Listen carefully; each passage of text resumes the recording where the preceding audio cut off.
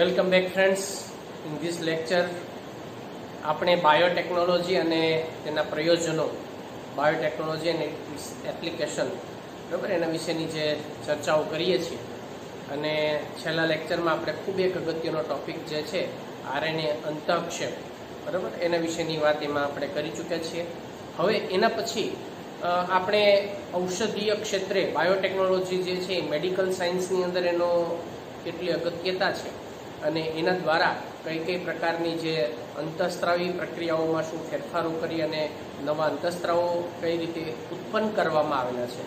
વેક્સિનેશનની અંદરની જે પ્રક્રિયાઓ દ્વારા એમાં વેક્સિનેશન જે છે કેવી રીતે એમાં આખી નવું પદ્ધતિ ઉત્પન્ન કરવામાં આવેલી છે. નવી નવી એન્ટીબાયોટિક્સ જે છે એની સંશોધનો બધા કેવી રીતે કરવામાં આવેલા છે. તો આ બધી જ જે બાબતો છે એનો સમાવેશ આપણે ઔષધ શાસ્ત્ર જે છે, બરાબર, એની અંદર કરવામાં આવતું છે. આપણે એ પણ જાણીએ છીએ કે પુનઃસંયોજિત જે ડીએનએ ટેકનોલોજી છે એને સ્વાસ્થ્ય સુરક્ષાની અંદર ઘણો બધો પોતાનો ફાળો આપવામાં આવ્યો છે. એટલે આપણે અહીંયા અત્યારે પુનઃસંયોજિત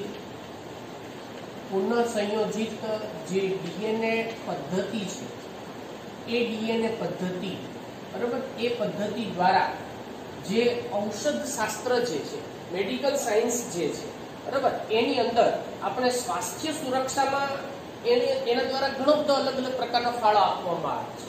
એટલે એ પદ્ધતિ જે છે એના દ્વારા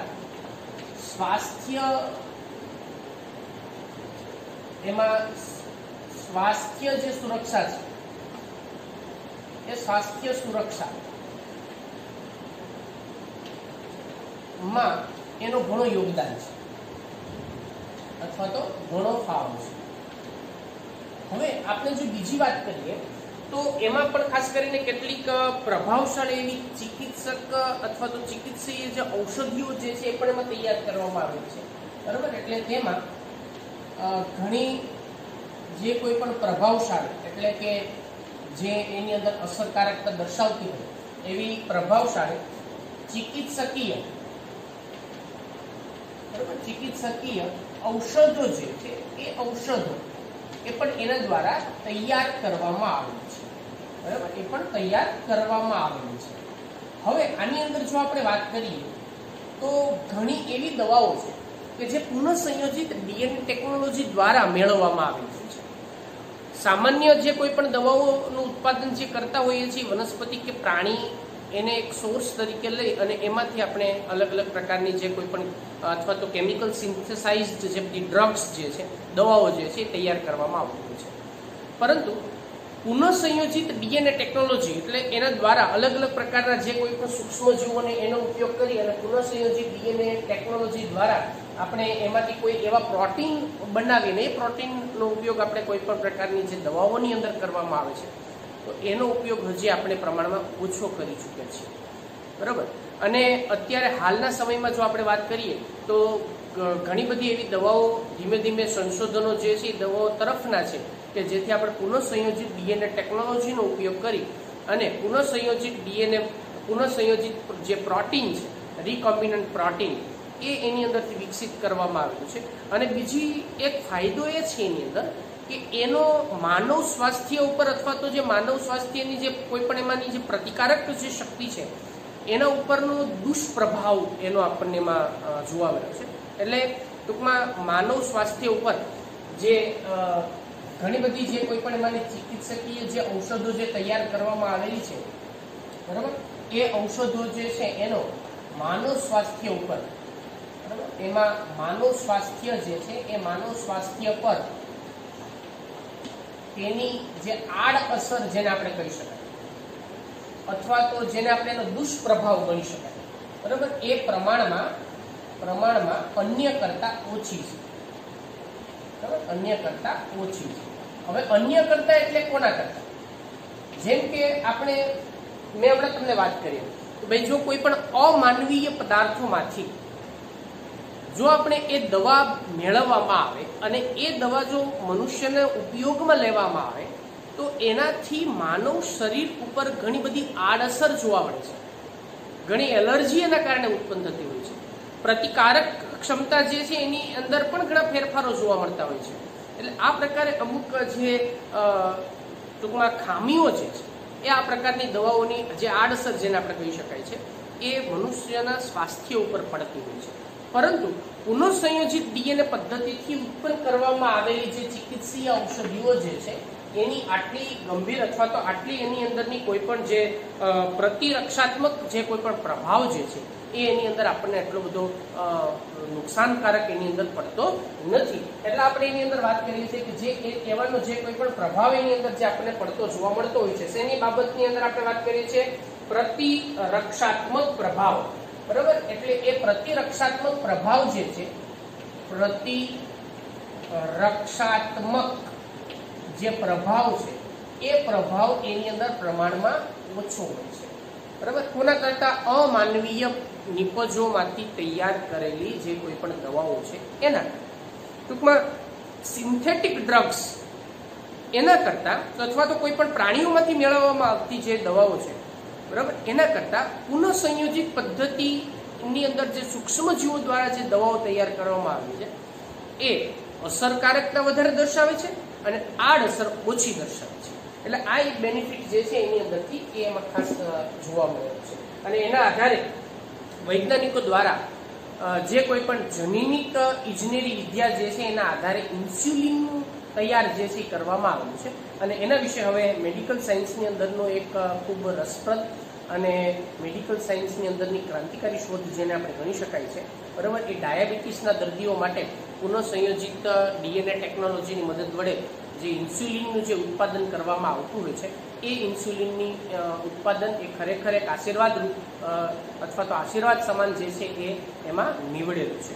તો હવે આપણે વાત કરશું એની અંદર જનીનિક ઇજનેરી ઇન્સ્યુલિન જે છે એના વિશેની એમાં આપણે ચર્ચા કરીએ. બરાબર, મેડિકલ ક્ષેત્રની અંદર જનીનિક ઇજનેરી ઇન્સ્યુલિન.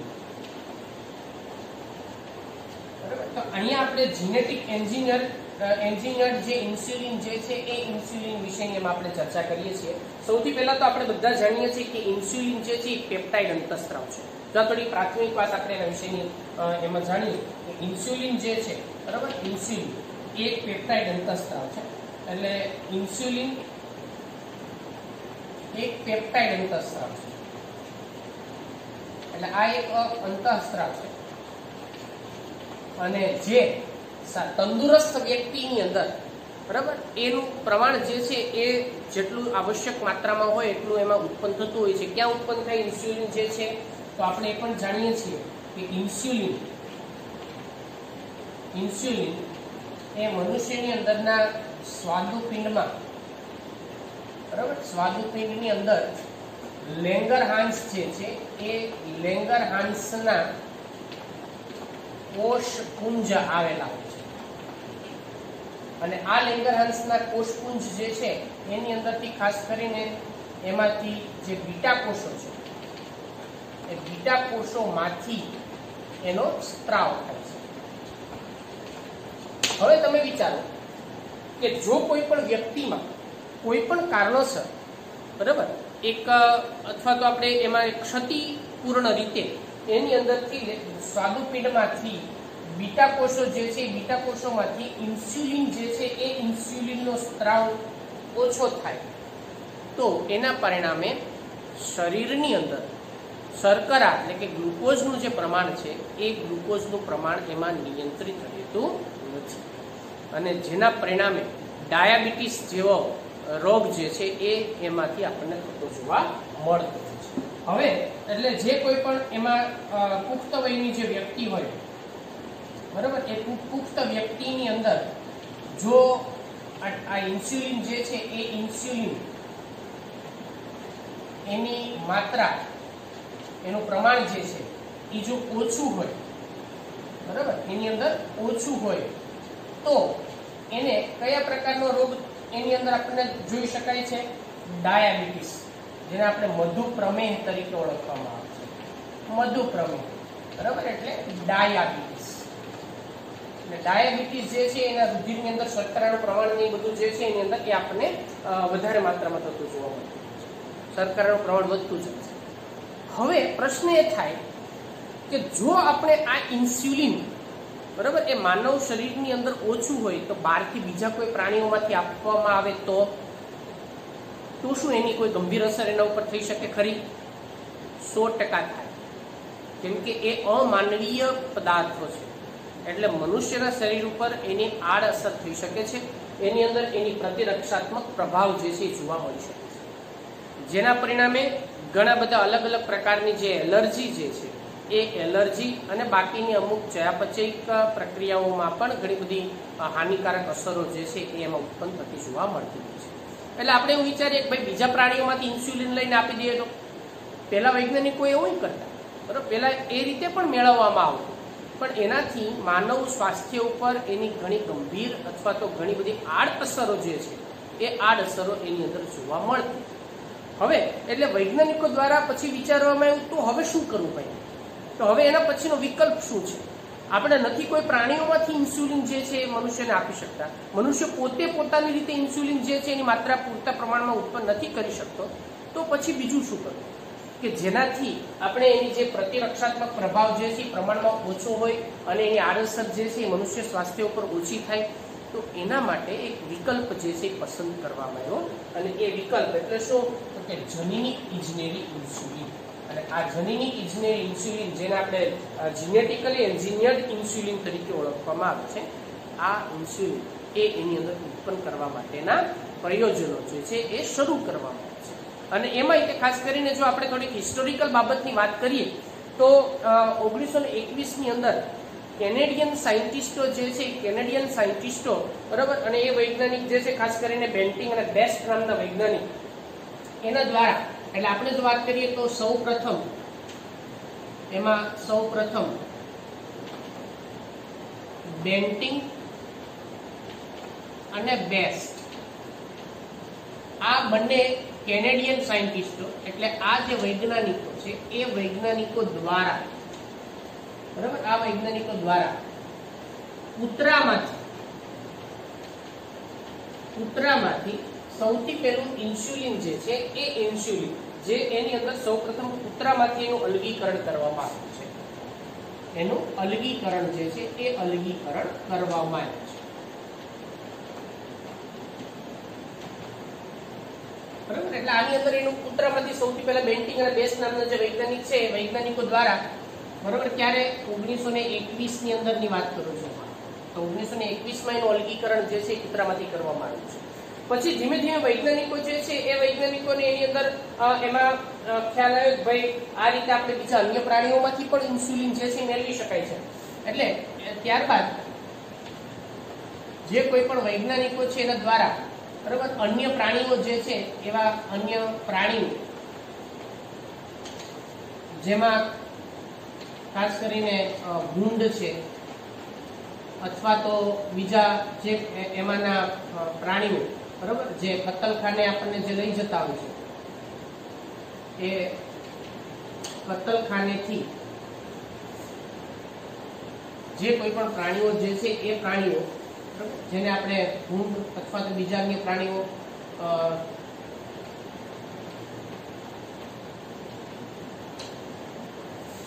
લઈ જવામાં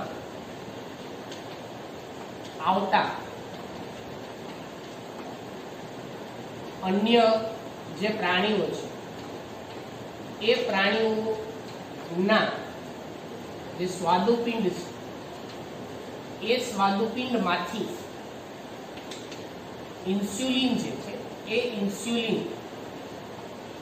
માનવ અથવા તો મનુષ્યને આપવામાં આવતું. હવે જેના પરિણામે એની અંદર કેટલીક પ્રતિકારક જે અસરો જે છે એ એના પરિણામે કેટલીક જોવા મળે છે, બરાબર. હવે તમે વિચારો કે જો આ ઇન્સ્યુલિન અન્ય પ્રાણીઓમાંથી આપવામાં આવતું હોય તો જેથી માનવ શરીર પર તેની પ્રતિકારક અસરો, પ્રતિકારક અસરો જે છે એ પ્રતિકારક અસરો જેવી કે એલર્જી વગેરે એમાં જોવા મળે છે. હવે એ પછી જ્યારે વૈજ્ઞાનિકો દ્વારા એની અંદર પ્રતિકારક અસરો જે છે પ્રતિકારક અસરો ની બાબત જ્યારે ધ્યાનમાં આવી પછી પ્રાણીઓમાંથી ઇન્સ્યુલિન જે છે ને એને આપવાનું બંધ કરી દીધું છે. અને વૈજ્ઞાનિકો દ્વારા જ્યારે ઇન્સ્યુલિન વિશેની જ્યારે એમાં એની જે આખી કઈ રીતની એની રચના છે, બરાબર, ઇન્સ્યુલિન શેનું બનેલું છે, કેમ કે ઇન્સ્યુલિન જે છે એ શું છે, આપણે વાત કરીએ તો કે અંતઃસ્ત્રાવ છે. તો અંતઃસ્ત્રાવ તો કે પ્રોટીનમય ઘટકોનો આપણને બનેલું જોવા મળતું હોય છે. તો એનો પછી એની રચના જે છે એનો અભ્યાસ કરવામાં આવ્યો. રચનાના આધારે એનો અભ્યાસ જે છે, અભ્યાસમાં ખ્યાલ આવ્યો કે ઇન્સ્યુલિન મુખ્યત્વે 3 અલગ અલગ જે કોઈ પણ એમાંના એમિનો એસિડ જે છે એમિનો એસિડ દ્વારા આપણને બનેલું જોવા મળતું હોય છે. અને એમાંથી પેપ્ટાઇડ એ શૃંખલા એક, જેને આપણે પેપ્ટાઇડ એ શૃંખલા તરીકે ઓળખવામાં આવે છે, એટલે આ પેપ્ટાઇડ એ શૃંખલા છે, બરાબર, પેપ્ટાઇડ એ શૃંખલા. એના પછી એની અંદર પેપ્ટાઇડ સી શૃંખલાનો સમાવેશ થાય છે.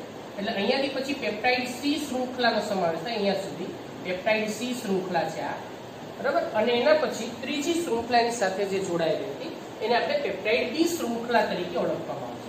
એટલે આ છે પેપ્ટાઇડ બી શૃંખલા. તો આ રીતે ત્રણેય શૃંખલાનો એક સમન્વય એ એની અંદરથી પ્રાપ્ત થયો છે. તો આ જે શૃંખલા છે, બરાબર, પહેલા મેં જે અહીંયા વ્હાઇટ કલરના ચોકથી દર્શાવેલું છે એ એની અંદરની છે પેપ્ટાઇડ એ, બરાબર. આ પેપ્ટાઇડ એ શૃંખલા છે. પછીની જે છે યલો કલરથી એ છે પેપ્ટાઇડ સી, બરાબર, એ છે પેપ્ટાઇડ સી. અને પિંક કલરથી જે દર્શાવેલી છે એ છે એમાંની પેપ્ટાઇડ બી. આ 3 શૃંખલાઓ છે, જેમાં એ શૃંખલા અને બી શૃંખલા આ બંને વચ્ચે ડાયસલ્ફાઇડ બંધ જે છે એની આપણને હાજરી જોવા મળતી હોય છે. એ ડાયસલ્ફાઇડ બંધ જે છે એ આપણને એમાં આવેલા જોવા મળતા હોય છે.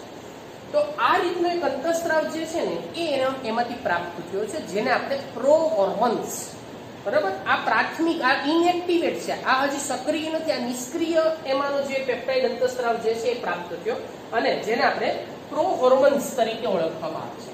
એટલે આ એમાંથી પ્રોહોર્મોન્સ, બરાબર, પ્રોહોર્મોન, હોર્મોન એટલે અંતઃસ્ત્રાવ, અને આ કેવો હતો, નિષ્ક્રિય અંતઃસ્ત્રાવ છે. એટલે વૈજ્ઞાનિકો દ્વારા આ નિષ્ક્રિય અંતઃસ્ત્રાવ જે છે એ મેળવવામાં આવ્યો. હવે એના પછી શું કર્યું, તો જ્યારે એમાંથી ત્રણેય પેપ્ટાઇડના સંયોજનોને અલગ અલગ સ્વરૂપની અંદર એને જુદા પાડવામાં આવે છે.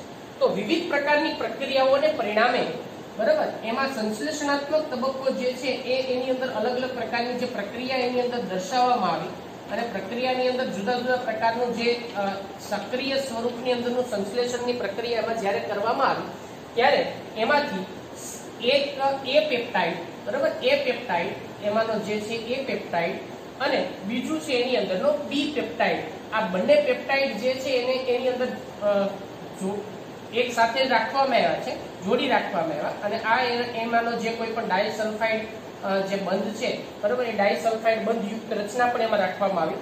એટલે એને આપણે શું કહેશું, એ પેપ્ટાઇડ, આ શૃંખલા એ, બરાબર, અહીંયા જે છે એને એ જ રચના એ પેપ્ટાઇડ, અને આ જે છે બી પેપ્ટાઇડ, બરાબર. અને બંને વચ્ચેની જે રચના આપણને જે જોવા મળે છે આને આપણે શું કહેશું, ડાયસલ્ફાઇડ બંધ, બરાબર. આ એમાંના ડાયસલ્ફાઇડ બંધ છે. હવે આ જે રચના આખી બની ને બંનેની, એ પેપ્ટાઇડ અને બી પેપ્ટાઇડની જે આખી સંરચના છે ડાયસલ્ફાઇડ બંધ યુક્ત, એ આપણને સક્રિય ઇન્સ્યુલિન છે. આ કેવું હવે ઘટક છે એમાં, આ કેવું હતું પેલા નિષ્ક્રિય, આ કેવું છે એમાંનું હવે સક્રિય, આને સક્રિય ઇન્સ્યુલિન તરીકે ઓળખવામાં આવે છે. અને આ સક્રિય ઇન્સ્યુલિન જે મનુષ્યની અંદર જે કોઈ પણ એમાં શર્કરા જે છે શર્કરાના નિયંત્રણની અંદર, બરાબર, ગ્લુકોઝના નિયંત્રણની અંદર એ અગત્યનો ભાગ એમાં ભજવતું જોવા મળે છે. હવે એમાંથી સી પેપ્ટાઇડને દૂર કરવામાં આવેલો છે. તો આની અંદરથી શું કર્યું છે આપણે, તો કે પ્લસ સી પેપ્ટાઇડ, બરાબર, કોને દૂર કર્યો છે આપણે, સી પેપ્ટાઇડ જે છે સી પેપ્ટાઇડ એમાંથી દૂર કરેલો છે. એટલે ધારો કે આ રચના આપણે એની અંદર દર્શાવીએ સી પેપ્ટાઇડ, તો સી પેપ્ટાઇડ ને એમાંથી દૂર કરવામાં આવેલો છે, બરાબર. સી પેપ્ટાઇડ, આ સી પેપ્ટાઇડ ને શું કરવામાં આવેલો છે, એની અંદરથી મુક્ત કરેલ છે. એટલે આ સી પેપ્ટાઇડ ને એમાંથી દૂર કરવામાં આવેલ છે. હવે તમે એક વસ્તુ વિચારો, એ પેપ્ટાઇડ અને બી પેપ્ટાઇડ ડાયસલ્ફાઇડ બંધ વડે જોડાયેલા છે, જે એનું એક્ટિવ સ્ટેજ છે, એક્ટિવ ફોર્મ છે. સી પેપ્ટાઇડ ને આપણે અહીંયાથી જુદો કરી નાખ્યો છે, ત્યારે એક્ટિવ ફોર્મ પ્રાપ્ત થયું છે. જો આને સી ને ફરીવાર તમે આ બંને સાથે જોડો એટલે પાછું એની અંદર પ્રો હોર્મોન્સ મળી છે, જે ઇનએક્ટિવેટ સ્ટેજ છે, જે નિષ્ક્રિય સ્ટેજ છે. એટલે આ પ્રકારનું જે આખી કેલ્ક્યુલેશન જે છે ને વૈજ્ઞાનિકોને એમાં ખ્યાલ, મતલબ આ પ્રકારનું જે આખું એક્સપેરિમેન્ટ છે એની અંદર એને આઈડિયા, જેના આધારે યુએસની એમાંની જે કોઈ પણ એમાંની યુનાઇટેડ સ્ટેટ જે છે, યુનાઇટેડ સ્ટેટની એક કંપની, અને એ કંપની જે છે એનું નામ છે ઇલી. હવે આપણે સમજીએ બરાબર, યુનાઇટેડ સ્ટેટ જે છે એ યુનાઇટેડ સ્ટેટની જે કંપની છે એના દ્વારા કઈ રીતે પ્રોડક્શન ઇન્સ્યુલિનનું કરવામાં આવેલું છે એના વિશે આપણે એની અંદર. તો યુએસની જે કંપની છે એ યુએસની એક કંપની, યુએસની એક કંપની, અને એ કંપની જે છે એ કંપનીનું નામ છે ઇલી. ઓબ્જેક્ટિવ પ્રશ્ન ખાસ યાદ રાખજો, ઇલી આ કંપનીનું નામ છે. તો ઇલી કંપની એના દ્વારા એમાં 1983 ની અંદર, બરાબર, ત્યારે 1983 માં પ્રથમ માનવ ઇન્સ્યુલિન એ એના દ્વારા મેળવવામાં આવ્યું છે. કઈ પદ્ધતિ વડે? જનીનિક ઇજનેરી ઇન્સ્યુલિન, જેને આપણે કહી શકાય, બરાબર. એને પહેલા ઇમ્યુલિન એવું નામ આપવામાં આવ્યું છે, પછી એને ઇન્સ્યુલિન એવું નામ જે છે આપવામાં આવ્યું છે.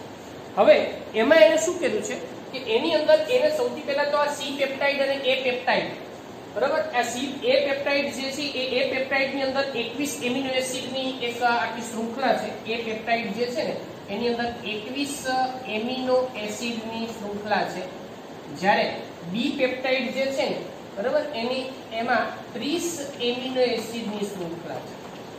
એટલે આ રીતે એમાં ટોટલ જો આપણે વાત કરીએ, બરાબર, તો 51 એમિનો એસિડ ની આખી શૃંખલા જે છે એ આપણને આની અંદર કેટલા 51, એટલે એ પેપ્ટાઇડ ની અંદરના કેટલા 21 અને બી પેપ્ટાઇડ માં કેટલા 30, બરાબર. એટલે કુલ આપણને 51 જે એમિનો એસિડ યુક્ત શૃંખલા જે છે એ આપણને માનવ ઇન્સ્યુલિન ની અંદર આપણને પ્રાપ્ત થાય છે. હવે આ જે કંપની છે એના દ્વારા શું પ્રયોગ કરવામાં આવ્યો છે એના વિશેની વાત કરીએ.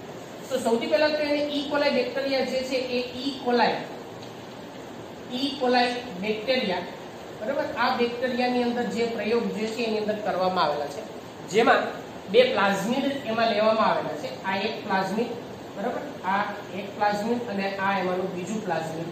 આ બંને પ્લાઝમિડમાં 2 પ્લાઝમિડ છે, પ્લાઝમિડ ગોળાકાર, બરાબર, જનીન્દ્રવ્ય, જેમાં અહીંયાથી લઈને અહીંયા સુધીની જે જનીનો છે ને એ જનીનો જે આપણને એમાંના ખાસ કરીને એ જીન એ તરીકે આપણે ઓળખીશું, બરાબર. આ છે જીન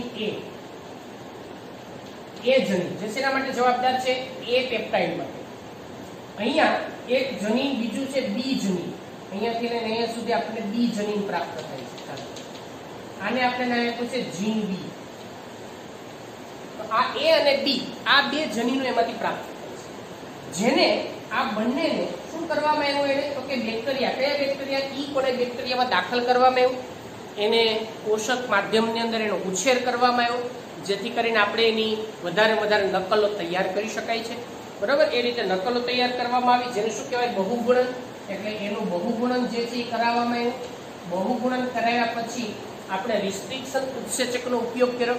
રિસ્ટ્રિક્શન ઉત્સેચકનો ઉપયોગ કરી અને એમાંથી એ જીન અને બી જીન જે છે એનું શું કરવામાં આવ્યું? અલગીકરણ કરવામાં આવ્યું, એને જુદા તારવવામાં આવ્યા એમાંથી. એટલે એની અંદરથી એમાં એનું અલગીકરણ, બરાબર, જનીન જે છે જનીનનું શું કહેશું આપણે? અલગીકરણ કરવામાં આવ્યું. અને અલગીકરણની અંદર એમાંથી આપણે એ જનીન અને બી જનીન જે છે એ બંનેને જુદા કરવામાં આવ્યા. આ બંનેને લાઇગેઝ વડે પાછા આપણે શું કરી દીધું? એમાં જોડી દીધા છે, અને એને કહેવામાં આવે છે આપણે શું? પુનઃ સંયોજન. એટલે અને લાસ્ટમાં એનું પુનઃ સંયોજન જે છે એ પુનઃ સંયોજન એ એની અંદર કરવામાં આવે છે. એટલે આવી રીતે એમાં આપણને જે પુનઃ સંયોજનની જે રિકોમ્બિનેશનની પ્રક્રિયા જે છે એના દ્વારા જનીન એ, બરાબર, અને જનીન બી આ બંને જે છે એની સાથે એકબીજા સાથે જોડાય અને માનવ ઇન્સ્યુલિન જે છે એના માટેના કારકો એમાંથી ઉત્પન્ન કરી શકાય છે. તો આવી રીતે ઇલી નામની જે કંપની છે એને ઈ કોલાય બેક્ટેરિયાનો ઉપયોગ કરી બરાબર અને બે શૃંખલા જે એકબીજા સાથે ડાયસલ્ફાઇડ બંધી જોડાય અને એની એ અને બી પેપ્ટાઇડની શૃંખલા એમાંથી પ્રાપ્ત કરી જેના દ્વારા આ રીતે એમાં યુએસની કંપની ઇલી જેના દ્વારા બરાબર 1983 ની અંદર પ્રથમ માનવ ઇન્સ્યુલિન જે કઈ પદ્ધતિથી જનીની ઇજનેરી ઇન્સ્યુલિન તરીકે એમાંથી પ્રાપ્ત કરવામાં આવ્યું છે. તો બાળકો આ આખી એક જે લાંબી કથાની આપણે વાત કરીને બધું શું હતું ભાઈ તો કે બાયોટેકનોલોજી જે છે એનો ઉપયોગ ઔષધ ક્ષેત્રે મેડિકલ સાયન્સમાં શું છે અને મેડિકલ સાયન્સની અંદર અત્યારના સમયમાં ડાયાબિટીસના જે બધા પેશન્ટ દિવસે ને દિવસે જે વધતા જાય છે અને આપણે બહારથી એને જે ઇન્જેક્શન વડે ઇન્સ્યુલિન જે છે આપવામાં આવતું હોય છે કારણ કે પોતે ઇન્સ્યુલિન ઉત્પન્ન કરી શકતા નથી બરાબર. એટલે આ રીતે એની અંદર પુનઃસંયોજિત ડીએનએ ટેકનોલોજી દ્વારા ઇન્સ્યુલિન ઉત્પન્ન કરી અને એ મનુષ્યને આપવામાં આવે છે જેથી એના શરીર ઉપર એની કોઈ એવી આડઅસર ખાસ એમાંથી જોવા મળી શકતી નથી. એટલે આ રીતે જે જનીન ઇજનેરી વિદ્યા છે એ ઇન્સ્યુલિનના ઉત્પાદનની અંદર ખૂબ અગત્યનો ભાગ એના દ્વારા ભજવવામાં આવે છે. તો આ ટોપિક વિશેની ચર્ચા એ આપણે અહીંયા પૂરી કરીએ છીએ. નેક્સ્ટ લેક્ચરમાં આપણે નવા ટોપિકની ચર્ચા